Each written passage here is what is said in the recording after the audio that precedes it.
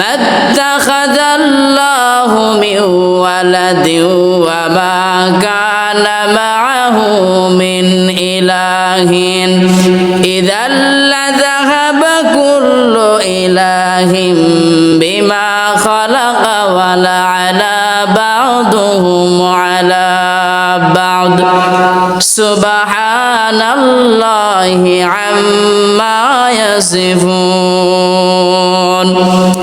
আল্লাহ তাআলা বলেন, আমি আল্লাহ ছাড়া অন্য কোন ইলাহ নেই।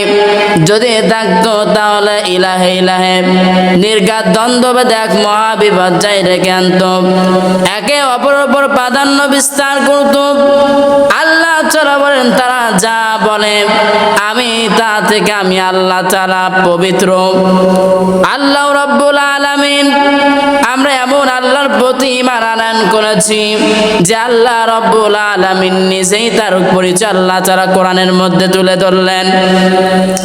আল্লাহ রাব্বুল আলামিন বলেন, কুল হুয়াল্লাহু আহাদ আল্লাহুস সামাদ লাম ইয়ালিদ ওয়া লাম ইউলাদ ওয়া লাম ইয়াকুল লাহু কুফুয়ান আহাদ।